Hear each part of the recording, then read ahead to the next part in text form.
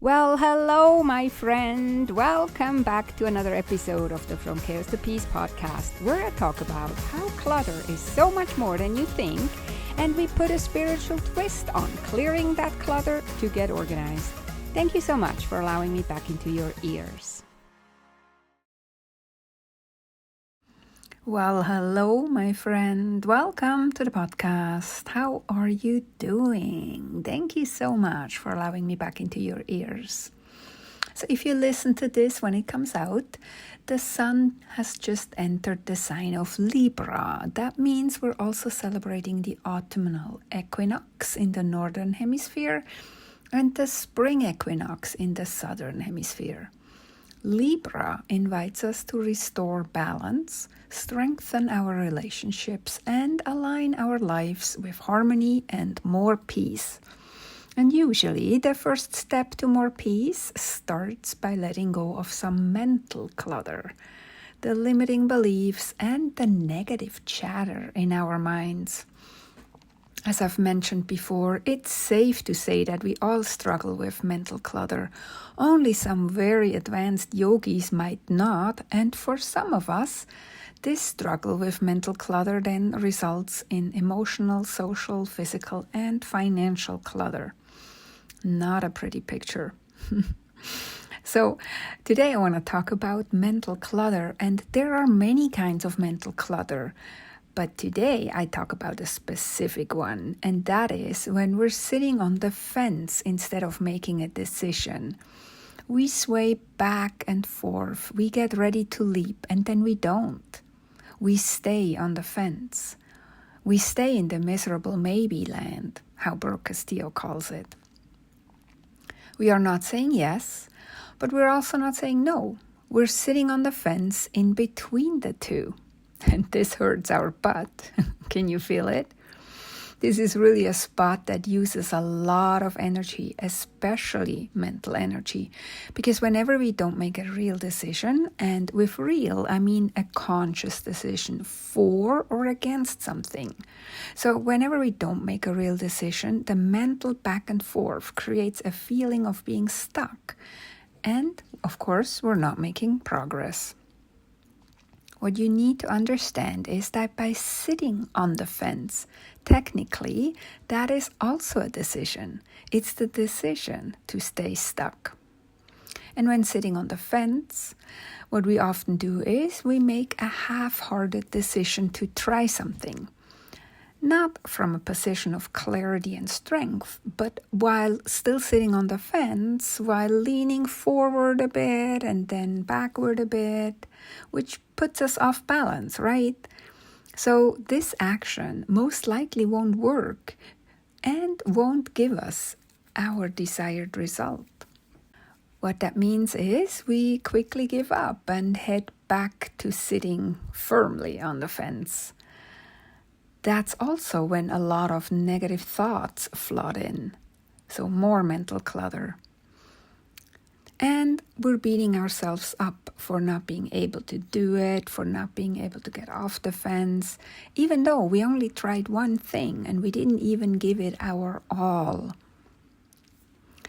While if we had made a clear decision and gotten off the fence, being clear and grounded, we would have thought maybe, oh, that clearly didn't work. Well, let's get creative and find another way and try again. But that's not what we're doing, right? Because we're sitting on the fence. So let's look how the different elements, fire, earth, air, and water, how these types might sit on the fence and how they can get off. So fire types. Fence sitting really drives fire types nuts, so they are generally not doing it.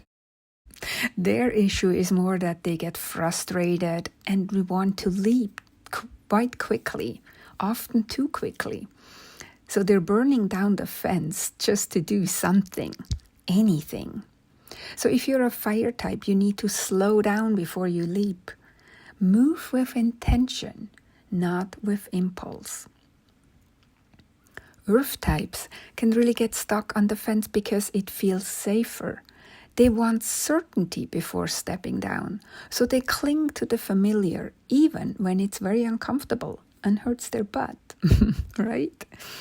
So if you're an earth type, you need to remind yourself that no decision is risk-free, not even the decision to stay stuck on the fence. So make the best decision instead of waiting forever for certainty. Air types, they get stuck circling in endless what-ifs. They're not really sitting on the fence, they're running around in the miserable maybe land, chasing several things at the same time. If you're an air type, decide on one idea, take action, and follow through until you have a result before you try something new. Water types, they hesitate and stay stuck on the fence because they're overfeel.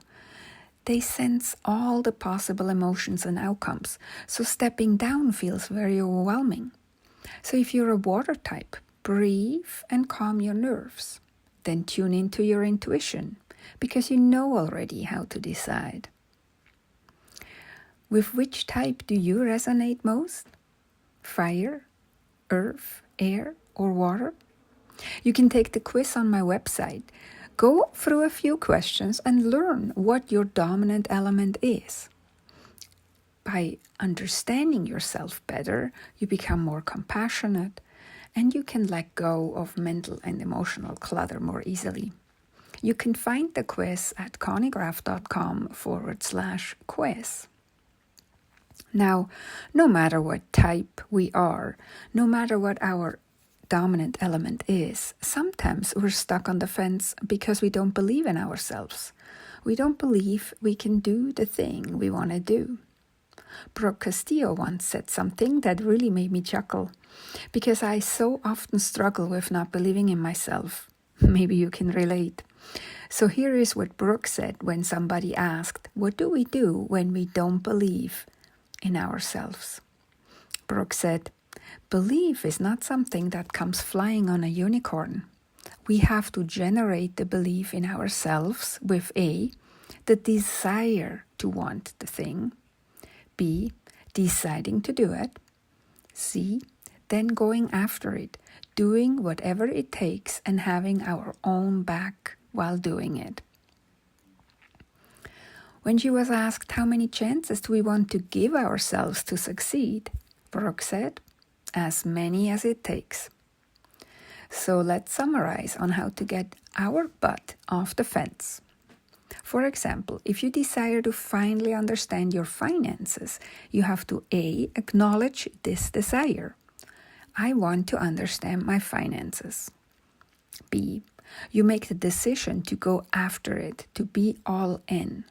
And then C, you do whatever it takes and for as long as it takes, giving yourself as many chances as it takes by having your own back, not beating yourselves up until you succeed. So there is no magic wand or flying unicorns. It's a journey for all of us, and we need to be all in and make it happen for us. Because remember, sitting on the fence is for birds and squirrels, not for us, because it hurts our butt. So again, you can take the quiz on my website and learn what your dominant element is, fire, earth, air, or water. And then getting to know yourself better will really help you find better ways to doing things. And you will be more compassionate towards yourself when things don't go the way you thought they should. Okay, my friend, that's it for this week. Thank you so much for listening all the way to the end. Please share this episode or my whole podcast with a friend or business bestie, because if you found value in it, they will too. Have a beautiful and amazing week. Talk to you next time. Take good care and be safe.